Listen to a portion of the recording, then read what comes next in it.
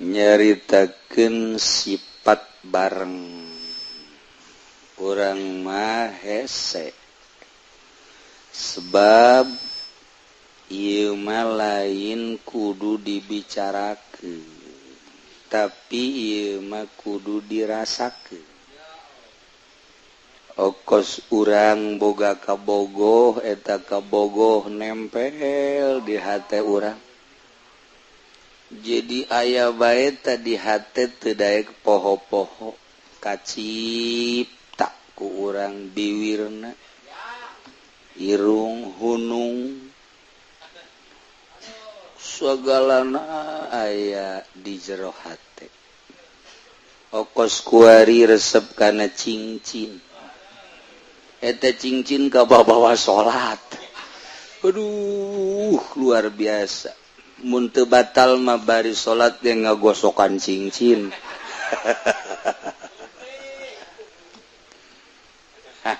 Eta lah. Jadi teu leupas tina masalah cinta heula. Ketika jelema ieu boga rasa cinta bakal poho sagala-gala. Mantak aya bahasa cinta adalah buta. Cinta teh urang mah caritana ngan sakadar ka awewe bae. Urang bogoh ka awewe di belah kidul sedengkeun mun urang dekat ditu ngaliwatan kuburan. Terkenal kuburan eta asal jam 11 12 ka ditu osok aya ririwa. Angker luar biasa. Tapi sugan urang sieun ka ririwa henteu. Hujan ngelecrek, angker nu luar biasa, poek listrik, urang boga janji jeung kebogoh urang. Kajen teuing kumaha ge, apapun yang terjadi. Sekalipun nyawa taruhannya. Wow, eta memperjuangkeun itil kos kitu. Aduh Gusti, ya Allah, eta cerita cinta. Kuari jelema memperjuangkeun dagang karena manehanana nu ditingali teh keuntungan dina perdagangan nyana aya perjanjian-perjanjian nu piuntungeun walaupun kudu nyebrang gunung, nyebrang lautan, make udara dan lain sebagainya dilakonan bae.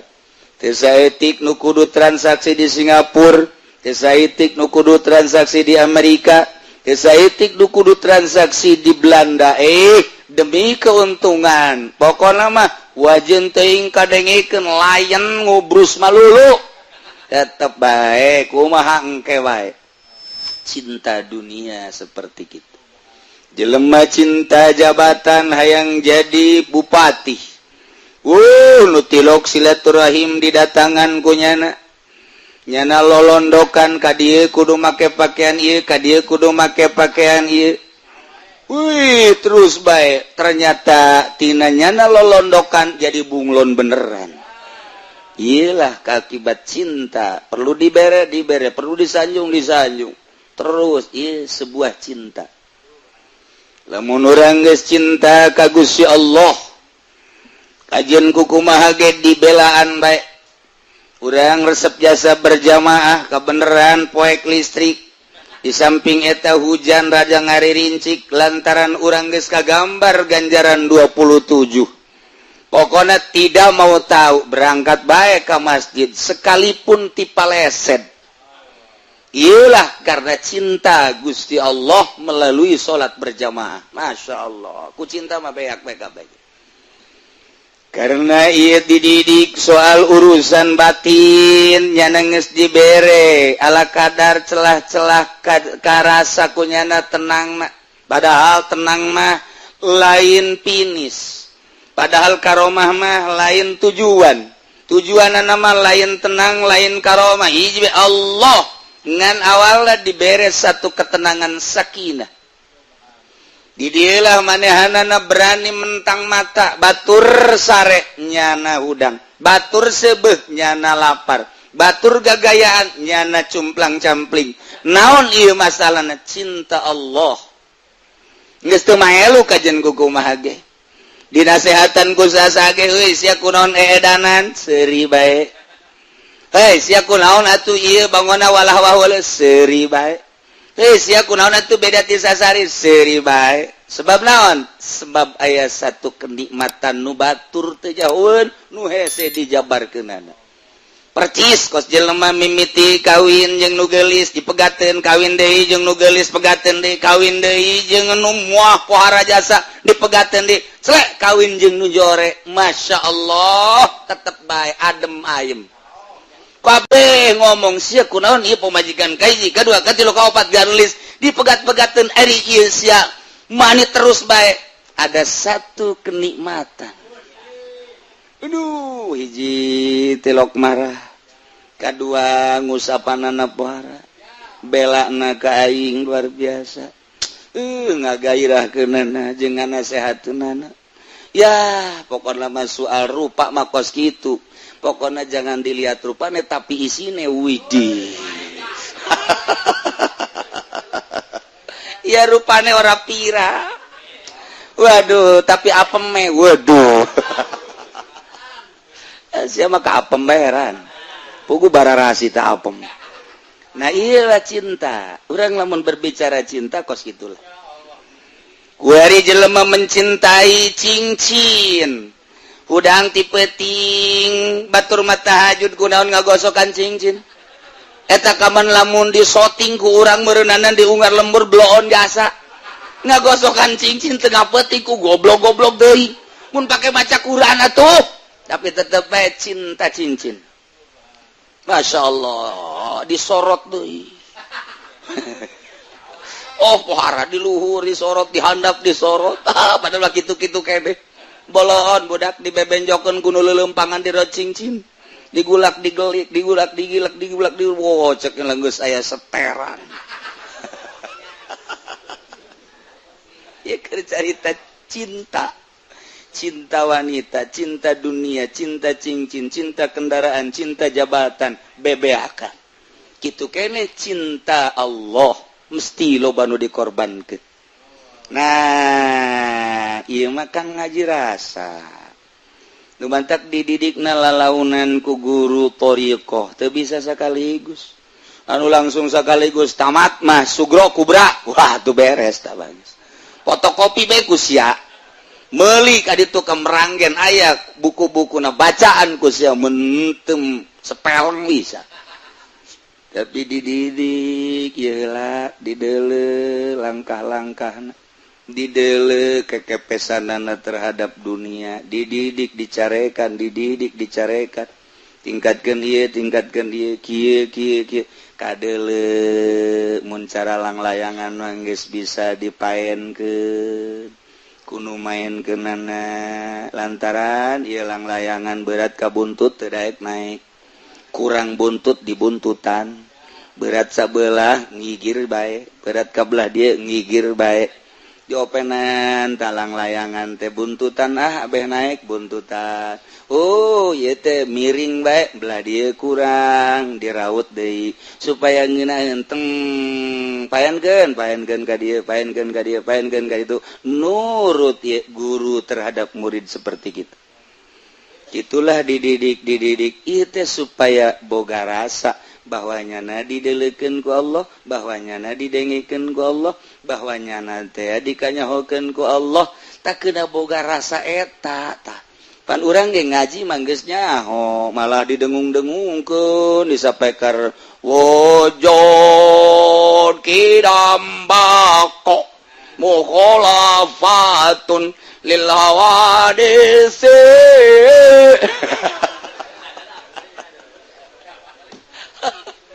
Aduh, Masya Allah. Tapi kalakuan anak kos tungateng artikan wujud kidambako aja. Wayang ngeridit bae. Wayang main bola di TV terus bae. Hei, ai isya kaunuhu aliman samian basirona mana? Ai dina paksa peker mah pohara jasa. diberjamaah kan kunyano ceramah bisaan biasa saudara-saudara sekalian MZ meleh mata keleh geus paeh kan MZ na tapi kalakuan kos adu teu ngarti lawan tak teu boga rasa ieu mah dek dididik rasa supaya ngeunah anu luar biasa maca Quran teh nikmat zikir teh ngeunah maca sholawat teh nikmat ngeunaheun tafakur teh geunaheun sakumaha tadi urang salat Allahu Akbar kemudian ayat tah kuari reungit urang lamun teu ngarti bahwa urang keur jeung Allah eleh kuda mah sesepak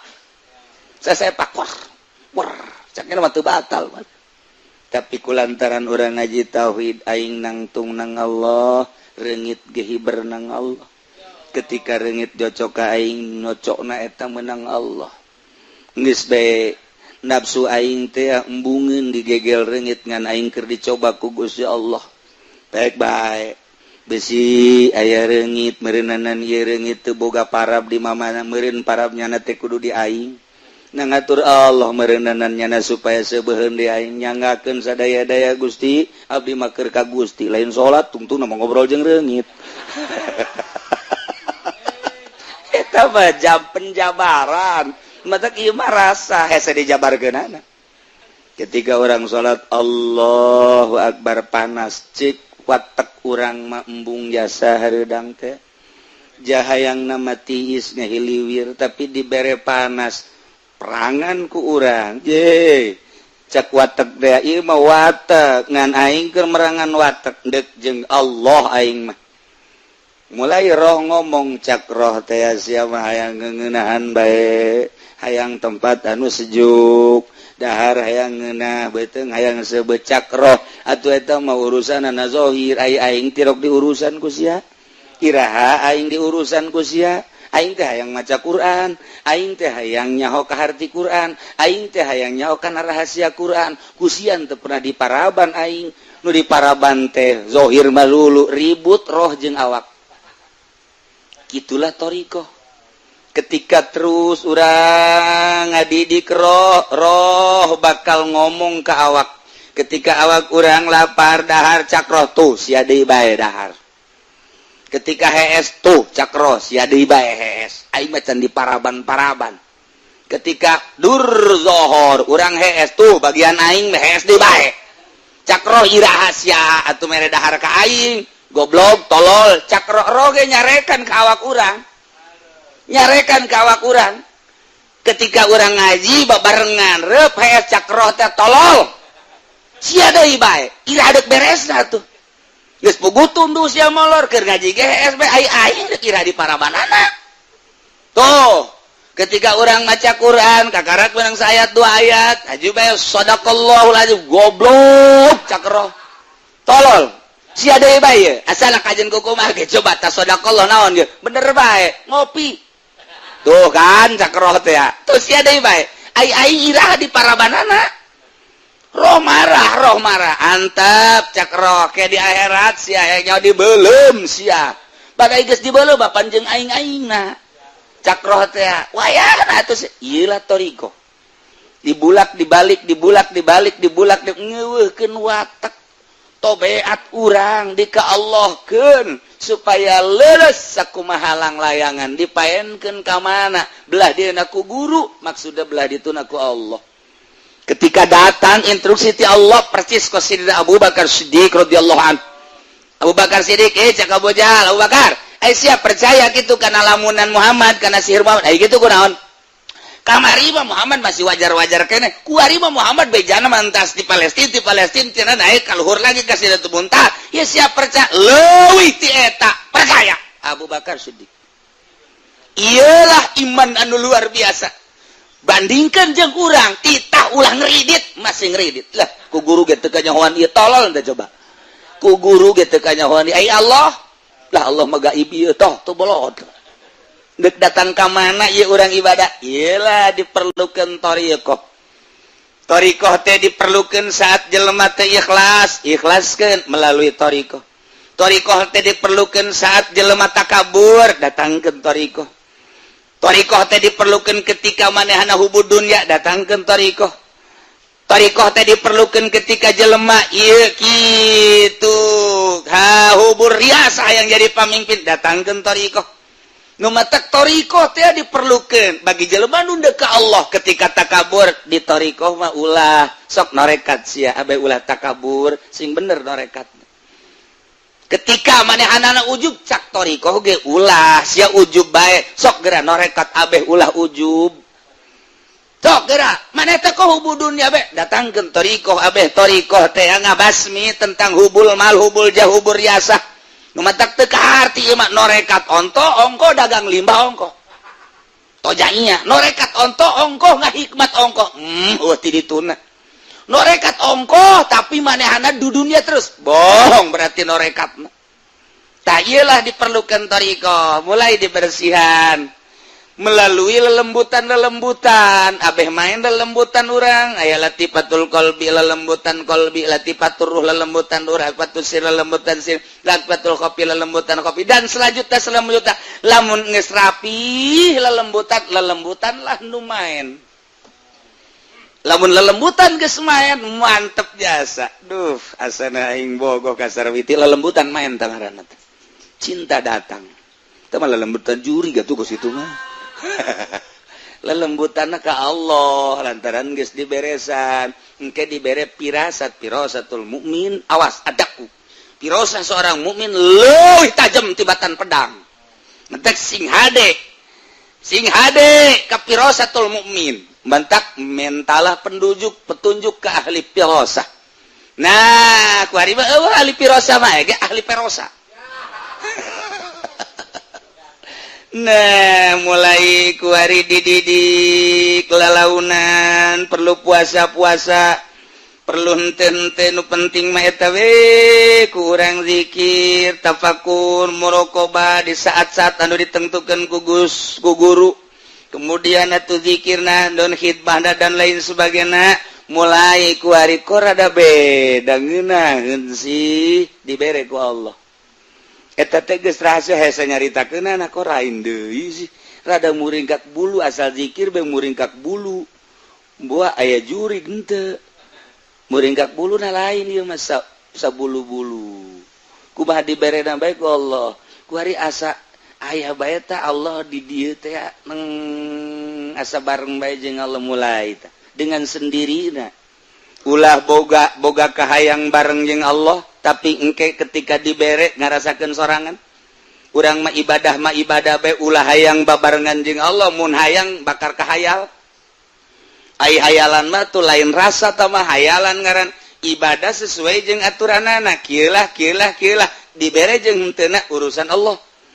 Nah ku ari kaget jelema lamun ibadah bae terus mulai kok aya kos kieuan dibere kaget ku Allah dibere kok aya kos kieu penasarannya nah timbullah penasaran di mana datangna teu nyaho kadang-kadang ku puasa ku zikir mah teu datang kos kitu ku naon ku digawe di guru jadi boga rasa ku ngurutan guru dan lain sebagainya rahasia Allah sebab diberena ketika dinolkeun ulah ayana naon ulah hayangna naon eueuhna naon di jero hate maksud urang Allah geus maha uninga aing leuwih nyaho ka maksud sia dibere tet mahal.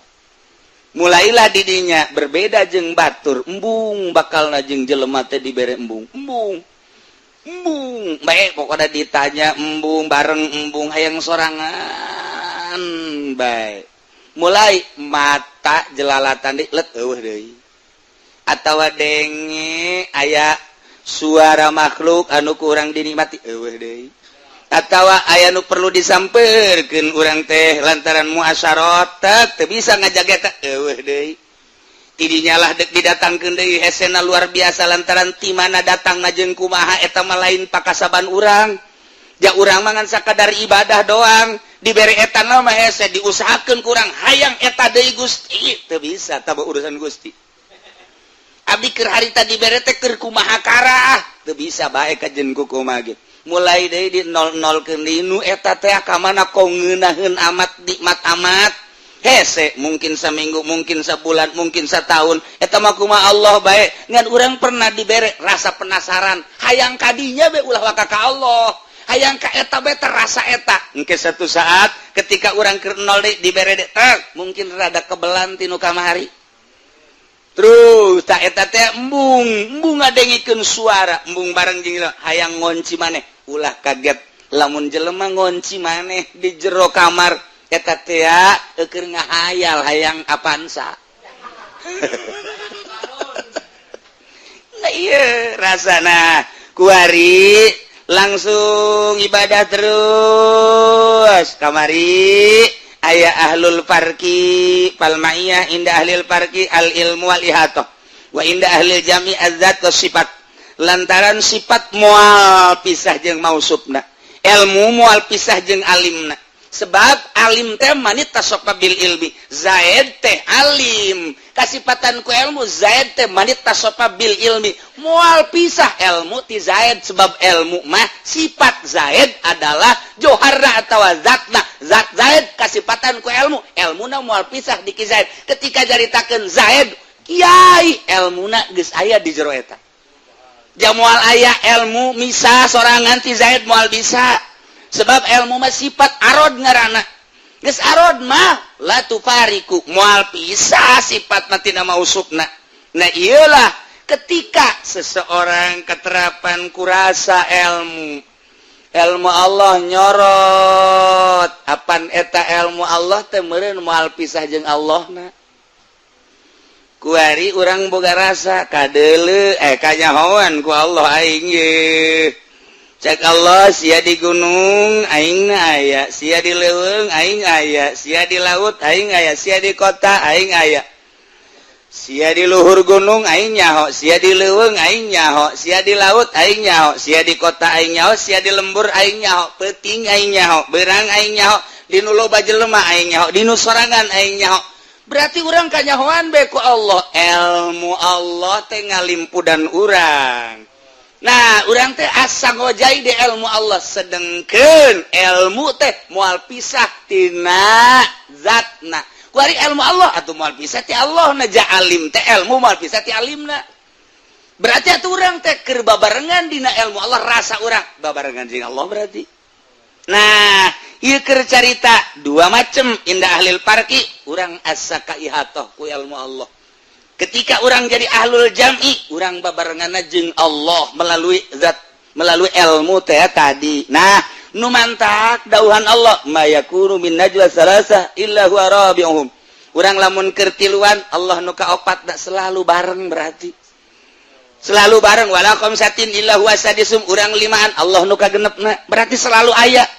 Wala adna urang kaopat, Allah kalimana urang katilu, Allah kaopat da min zalik wala aksar illa huwa mahum. Urang 10-an Allah ka 11, urang 1000-an Allah teh nu ka 1000 hijina, urang 1 jutaan Allah nu ka 1 juta hijina. Dina harti teh selalu bareng jeung sahabat bae. Urang sorangan Allah ka 2, urang 5-an Allah ka 6, teu pernah bareng, teu pernah teu bareng. Terus bae berarti urang isin tidinya. Nah, nu mantap ku ari kieu. Lantaran terus-terusan aina makanu di mana bae urang ayana.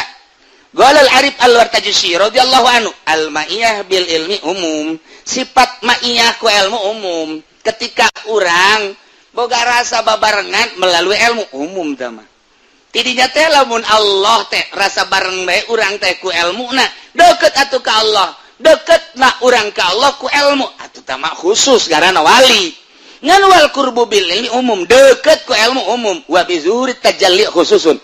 Lamun ku zahir tajalli eta lah khusus ku ari kieu urang ibadah bae ka nyayan aya dibere duh rasa nyahona Allah ka urang aya di diri urang cak Allah ulah nanaon sia ku aing dibere ilmu ngan ilmu na beda ti batur ilmu sia kudu dipetakeun nyaho sia petakeun metakeunana bahwa aing teh nyahoeun ka sia.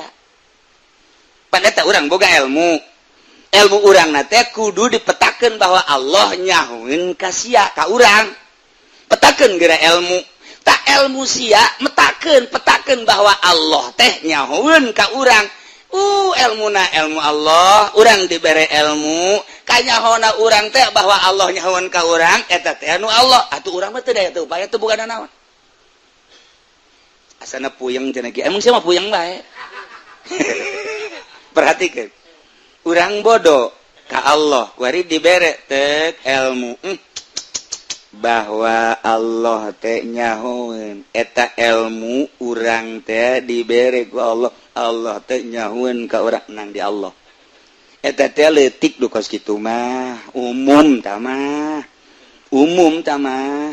kuari kieu aing mere ilmu ka sia mere nyaho bahwa Allah teh nyahoeun ka sia beuki luhur tuh tadi maka karat ge aing mere ilmu ka sia geus kuari urang boga rasa ku ilmu urang bahwa Allah teh nyahoeun dibere kuari ku Allah ditambahan ilmu sia teh petakeun bahwa Allah teh nyahoeun ka sia pan eta kudu make ilmu tah eta ilmu nu eta ge tu nu kahiji nu kadua enang ti Allah tah eta mah lain dihayal ku rasa kuari ku kos kitu doang mah tak kuari kus kitu doang mah eta mah umum asal urang ngaji tauhid kebal aya ner-neran tapi wa bizuhuri tajalli khususun ketika terus bae ilmu urang teh nganyahokeun bahwa Allah teh nyahona Allah ka urang teh maka ilmu-ilmuna bahwa Allah nyaho ka urang teh eta menang ti Allah geus urang teh leupas tina ilmu henteu di aku ilmu eta teh danu Allah setit catungtung ilmu eta di aku eta teh hijab pengakuan urang antara urang jeung Allah moal zahir Allah lepaskeun geura ieu urang dibere ilmu ku Allah ilmu eta teh jangan nyahokeun bahwa Allah teh nyahoeun ka urang tah eta ilmu eta teh nu Allah ketika eta ilmu di aku eta hijab ka Allah moal aya tajalli ka jadi gau sebab di aku satungtung urang ngaku berarti eta halang nu mantak lamun aya kiai ya tah budak so amat sia nyaho alpiah ge panti aing kiai jauh ke Allah sia geus so amat pan sia nyaho Johar Makmun nyaho mantek teh ngaji ti saya guruna ye sia nyaho kalip bengkok teh ti aing di aku kumanehanana hijab jauh jasa jeung Allah kana jangan jadi kiai sia bisa baca Fathul Muin ingat menang di saha iya guru sia ieu bere berkat atuh aing hormat atuh kusiapan aing teh guru sia tidak teu bisa maca Fathul Muin jadi bisa gara-gara aing tah eta teh ilmu ti aing eta lah hijab antara dirina jeung Allah dikir mah kos kitu bae nu mentak lamun jelema teu norekat wow make di radio di televisi di orbitkeun hadirilah pengajian kilatan di pondok pesantren Asupendia orang di jero dagang karung nah eta teh kos kitu teh bagus cek ahli tarekat teh sebab aya sebuah pengakuan jauh ka Gusti Allah sanajan cek syariat mah masalah untuk syiar ngan di akhirat jauh nyawa jadi boga ganjarannya henteu hadirilah pengajian alpiah Fathul Muin dan lain sebagainya bulan puasa sampai tanggal 20 dengan uang miftah 5 juta eta mah kiai dagang ilmu syiar dikaradiokeun dikatelevisikeun di selembaran dan lain sebagainya salah henteu demi syiar cak ahli thariqah salah moal meunang ganjaran sebab aya sebuah pengakuan hijab antara dirina jeung Allah tuh banyak berbagai tingkatan-tingkatan nah kuari marasa ya we Allah teh melalui ilmu ti kelekep ti ilmu Allah ya aing benta dibentakeun ku Allah nyahoeun aing peureum dipereumkeun ku Allah nyahoeun aing udang diudangkeun ku berarti Allah nyahoeun aduh aing teh ti kelekep dina ilmu Allah persis sakumaha urang kitu di laut urang silem di laut kaharep ka tukang kagigir kabeh cai laut kaluhur ka handap cai laut ieu ge urang ti kelekep dina ilmu Allah kaharep ka tukang kagigir kaluhur ka handap ilmu Allah ti kelekep dina ilmu Allah ambalayah keneh tah nu kos kitu mah loba keneh ya Allah eta ge geus hese jasa sih ulah nganggap ngambalayah ulah ieu mah keur carita nu ka Allah loba tah nu kitu mah mentek nya nama beki sieun bae ka Allah tititang ngredit ngebiri gidig kita asup ka Golkar embung sakumaha deuk ka seuneu sieun ka Allah sieun nu geus kitu diajak ka pendopo bae embung sia bae embung aing mah pokona nu penting mah usia masuk kitu bae aing datang embung ka pendopo tapi berkatna mah tetep kiriman jiblon mah jelema nah ieu geus beuki apik beuki sieun kunaon eta rasa dikajahokeun ka Allah beusi salah ambalaya tapi ketika nyana lepas teu diaku ieu kicep nu Allah denge nu Allah ambe nu Allah rasa sakabehna nu Allah urang mah eueuh tatadina ge aya diayakeun ku Allah engke ge eueuh berarti ayana urang mah lalagaan nu ayana hakiki mah Gusti Allah geus bae boga rasa eueuh bae urang leng majzub ngaranna katarik hate kana ayana Gusti Allah majzub ngaranna nu kos kitu teu boga rasa dirina aya nu mandak keur majzub kitu mah nyana edan katarik rasa ku Gusti Allah na ieu teh ya kajeun teuing nyana teu salat keur edan Allah kadang auratna kadeuleu majzub ngaranna dihampura ku Gusti Allah sebab keur majzub jaku Allah ditarik rasana karena ngaranna teh engke teh bebak kok cager dititah ku Gusti Allah kembali ke masyarakat.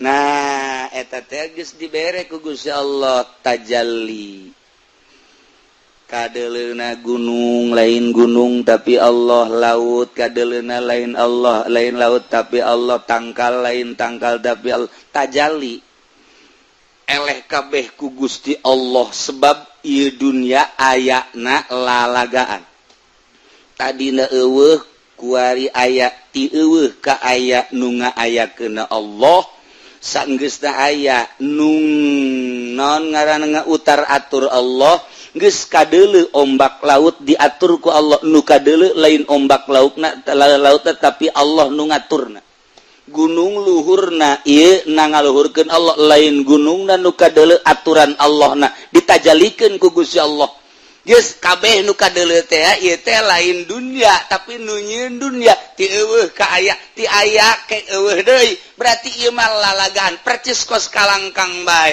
nu aya ke mah Allah ditajalikeun ku Gusti Allah blak ieu lah nu hese ieu lah pangkat kutubul aulia wa tajalli khususun wa dzalika wallahu a'lam bissawab.